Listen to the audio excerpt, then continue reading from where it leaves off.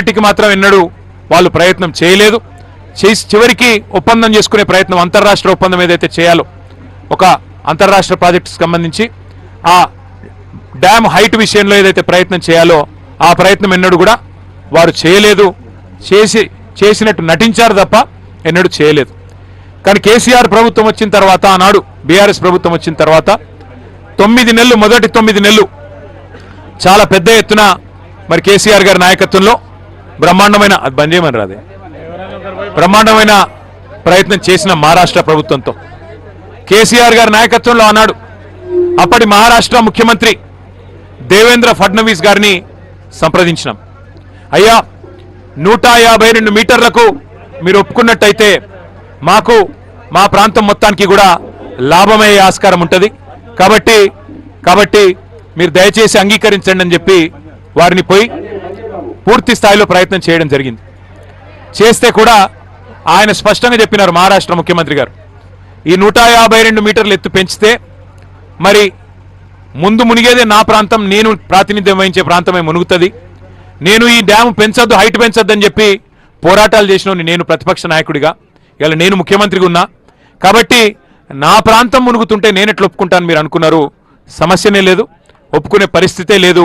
9 దగ్గర 152 మీటర్లు. అప్పుడు కాంగ్రెస్ ముఖ్యమంత్రి ఉత్తరం రాసిండు. ఆనాడు కాంగ్రెస్ ముఖ్యమంత్రిగా ఉన్న పృథ్వీరాజ్ చౌహాన్ గారు ఉత్తరం రాసినాడు ఆంధ్రప్రదేశ్ ముఖ్యమంత్రి కిరణ్ కుమార్ రెడ్డి గారికి, మీరు ₹1 ఖర్చు పెట్టినా అది వేస్ట్ అవుతుంది, మేము ఒప్పుకుంటలేము, అనవసర ప్రయాస చేయకండి, ఇది కుదరదు అని నిర్ద్వందంగా. ఆంధ్రప్రదేశ్లో కాంగ్రెస్ ఉంటుంది, మహారాష్ట్రలో కాంగ్రెస్ ఉంటుంది, ఢిల్లీలో కేంద్ర ప్రభుత్వంలో కాంగ్రెస్ ఉంటుంది, కానీ ఒప్పందం మాత్రం ఎన్నడూ కాలే. కాబట్టి యాక్టింగ్ బాగా చేసినారు. 9 దగ్గర కడతాం అని చెప్పి టైంపాస్ చేసినారు, యాక్టింగ్ చేసినారు. తెలంగాణని మభ్యపెట్టే ప్రయత్నం కూడా చాలా పెద్ద ఎత్తున చేసినారు. ఇక 9 నెలలు ప్రయత్నించిన తర్వాత, ఎందుకంటే ప్రజలు మనకిచ్చిన కాలం 5 ఏళ్ళు, మరి 5 ఏళ్ల లోపల ప్రాజెక్టు కట్టాలే, తెలంగాణ బీడు భూములకు గోదావరి నీళ్లు రావాలంటే యుద్ధ ప్రాతిపదికన పనులు జరగాలి. ఇక మహారాష్ట్ర ఒప్పుకునే సమస్య లేదు. ఇక వాళ్ళతో పంచాయతీ పెట్టుకుంటే మళ్ళీ ఇది ఇచ్చంపల్లి మాదిరిగానే శాశ్వతంగా పెండింగ్ అయిపోతుందని చెప్పి కేసీఆర్ గారు ఒక జల దౌత్యం చేసి 148 మీటర్ల కాడికి ఒక ఒప్పందం కుదుర్చుకొని ఆ రోజు బేగంపేట విమానాశ్రయంలో దిగిన తర్వాత ఆయన చెప్పిన మాట, నా జీవితంలో తెలంగాణ సాధించిన రోజు ఎంతైతే సంతోషంగా ఉన్నానో ఇలా అంతే సంతోషంగా ఉన్నా అని చెప్పి కేసీఆర్ గారు ప్రకటన చేసి, దీంతో మనకు గోదావరి నీళ్ల మీద మనం ఎట్లంటే అట్లా చేసుకోవచ్చు, తెలంగాణ బీడు భూములకు నీళ్లు తీసుకోవచ్చు అని చెప్పి కేవలం 3.5-4 ఏళ్ల స్వల్ప సమయంలో, రికార్డు సమయంలో, ఎందుకంటే ఒక దిక్కు అప్పటికే పోరాటాలు జరుగుతున్నాయి, శ్రీరామ్ సాగర్ ఎండిపోయే పరిస్థితి వచ్చింది. శ్రీరామ్ సాగర్ పైన మహారాష్ట్ర బాబ్లీ ప్రాజెక్టు కట్టిన తర్వాత శ్రీరామ్ సాగర్కి నీళ్ళు వచ్చే బంద్ అయింది. అట్లాగే ఇక అమ్మ తెలంగాణ మా ఆకలి కేకల గానమా అని కవులు పాటలు రాస్తున్నారు. పల్లె పల్లెనా పల్లేర్లు మరిచే మా తెలంగాణలోనా అని చెప్పి మరి ఆ రోజుల్లోనే పాటలు కవులు రాస్తున్న పరిస్థితి. అటు తెలంగాణలో, ఇటు మహారాష్ట్రలో, అటు కేంద్రంలో కాంగ్రెస్ ప్రభుత్వం ఉన్నా తట్టెడు మట్టి తీయలే. 9 ఎన్నడూ కూడా ఒక అడుగు కూడా ముందుకు పడలే. వాస్తవం ఏంది అంటే ఇవాళ ప్రాణహిత కుదరది, ఇంకా ప్రాజెక్టు కుదరది, ప్రాణహిత చేవెళ్ళ అనేది కుదరది, 9 దగ్గర ఆ పరిస్థితి లేదు అని ఖరాఖండిగా మరి అధికారులు చెప్పిన తర్వాత, మహారాష్ట్ర ప్రభుత్వం ససేమిరా అన్న తర్వాత సెంట్రల్ వాటర్ కమిషన్ను పెట్టి మరి వ్యాప్కోస్ అధికారులు, కేంద్ర ప్రభుత్వ అధికారులు వాళ్ళందరినీ సంప్రదించి ఇంజనీర్ల సూచన మేరకు బెస్ట్ పాయింట్ ఏంటిది, బెస్ట్ పాయింట్ అంటే ఎక్కడ ఏ ఎండల్లోనైనా, ఎంతటి కరువులోనైనా, ఎంతటి కాటకం వచ్చినా, ఎంతటి ఉపద్రవం వచ్చినా, సూపర్ ఎల్ నినో వచ్చినా బెస్ట్ పాయింట్ ఏది నీళ్లు పట్టేందుకు అంటే, సార్ ప్రాణహిత గోదావరి కలిసినాక కాళేశ్వరం పాయింట్ ఏదైతే ఉన్నదో అక్కడ ఎప్పటికీ నీళ్లుంటాయి, మీకు ఎంతటి కరువు వచ్చినా నీళ్లుంటాయని చెప్పి చెబితే ఆ రోజు మరి పెద్దలు ఇంజనీర్ల సూచన, జియాలజిస్టుల సూచన, సెంట్రల్ వాటర్ కమిషన్ సూచనతోని కేసీఆర్ గారి నాయకత్వంలో మనం ఆనాడు కాళేశ్వరం ప్రాజెక్టుకు ఇక్కడ భూమి పూజ చేసుకొని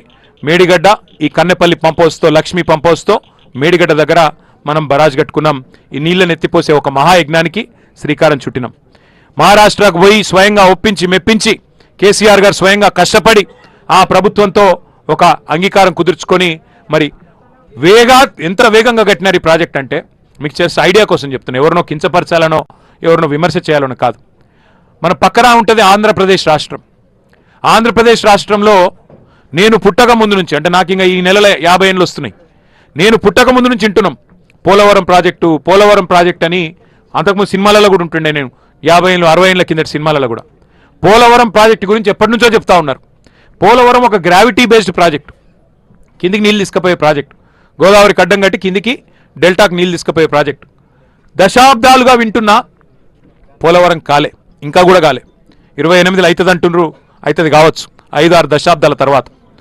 5-6 దశాబ్దాల నుంచి వింటున్నాం. రాజశేఖర రెడ్డి గారు వచ్చిన తర్వాత 2004-05లో పునాది రాయబడ్డది పోలవరానికి. 25, 21, 22 సంవత్సరాలు అనేట్టుంది ఇప్పటికి, ఇంకా పూర్తి కాలే.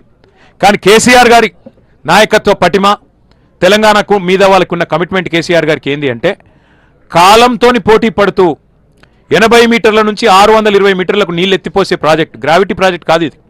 బాహుబలి మోటార్లు పెట్టి అద్భుతాలు చేసే ప్రాజెక్టుకు ఎక్కడ బెస్ట్ పాయింటో దేవులాడి, తుమ్మిడిఎట్టి కింద ప్రాణహిత గోదావరి కలిసినాక ఎండల్లో కూడా నీళ్లు దొరికే ప్రాంతమైంది, కరువులో నీళ్లు దొరికే ప్రాంతమైందని దేవులాడి పట్టుకొని ఇక్కడ మనం ఎక్కడైతే కూర్చున్నామో అక్కడ ఈ ప్రాజెక్టుకు పునాది రాయేసిండు కేసీఆర్. ఇలా కొంతమంది మూర్ఖులు, నేను ఇక అంటే బాధపడతారేమో కానీ వాళ్ళు మాట్లాడుతుంటే బాధ అనిపిస్తూ ఉన్నది.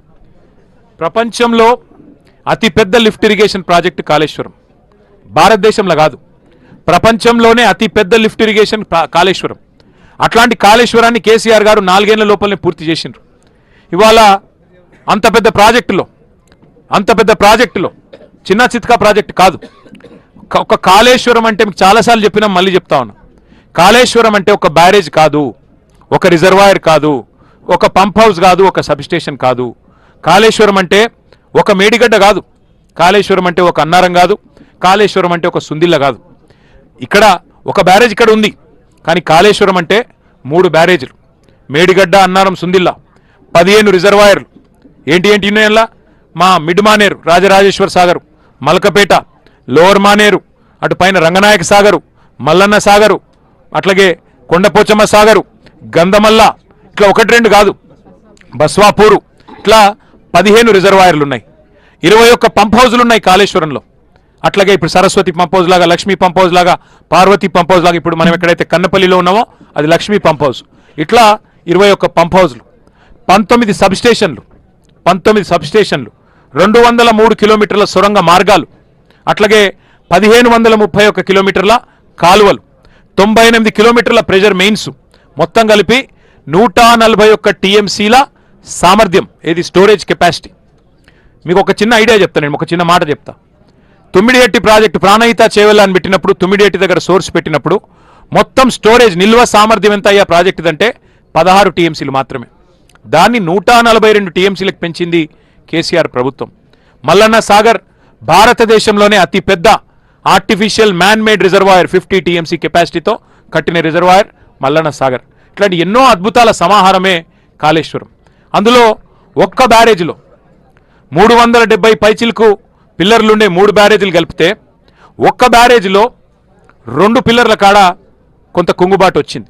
సరే, అందులో కూడా లంగతనం ఉందనేది మా అందరి అనుమానం. అందులో కూడా ఎలక్షన్ల ముంగటనే జరిగింది, ఏమో జరిగింది, కొంతమంది దుర్మార్గులు ఏదో చేసిండ్రు ఎలక్షన్లు గెలిచేందుకు, కేసీఆర్ను బద్నాం చేసేందుకని ఒక అనుమానం కూడా మాకున్నది. వాస్తవం ఏంది అంటే, ఎక్కడైతే 2 పిల్లర్లు కుంగినాయో ఆ 2 పిల్లర్లు లేదా మొత్తం బ్లాక్, దాన్ని మొత్తం తీసేసి మళ్ళా కట్టినా అయ్యే ఖర్చు 400 కోట్లు, కేవలం 400 కోట్లు మాత్రమే. ఆ బ్లాక్ మొత్తం కట్టినా అందులో రూపాయి కూడా మళ్ళీ ప్రజల మీద పడేది లేదు. ఎల్ఎన్టీ అనే సంస్థ ముంగటికి వచ్చింది, చెప్పింది ఆ 400 కోట్లు మేము కట్టిన మా ప్రాజెక్టులోంచి డిఫెక్ట్ లయబిలిటీ పీరియడ్లోనే ఉన్నది, మొత్తం పైసలు మేము పెడతాం, మేము కడతాం, మాకు అవకాశం ఇవ్వండి అంటే ఇప్పటికి 30 నెలలు అయిపోయాయి, 31 నెలలు అయిపోయింది. 31 నెలలు అయిపోయినా కనీసం ఒక అడుగు ముంగట పడలే.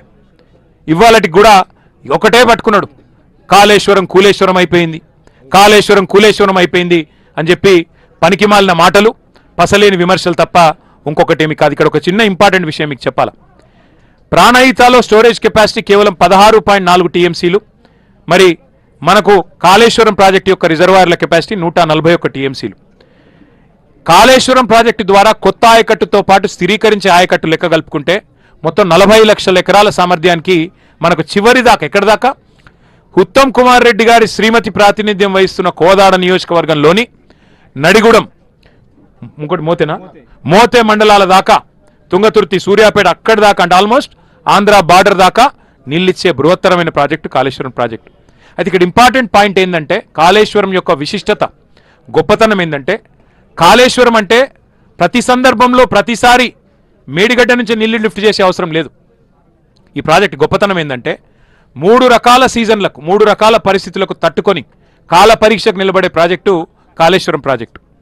ఒకవేళ దేవుడు దయదలిచి వర్షాలు బ్రహ్మాండంగా పడ్డాయనుకోండి, మనం ఇక్కడ అసలు మోటార్లు చాలు చేయాల్సిన అవసరమే లేదు. ఎస్ఆర్ఎస్పి నిండితే మంచిగా బ్రహ్మాండంగా వరద కాలువ పొంగితే సీదా నీళ్లు మిడిమానేరుకు వస్తాయి. మిడిమానేరు నుంచి పైకి ఎటు కావాలంటే తీసుకొని పోవచ్చు. Mid Manair is the water junction.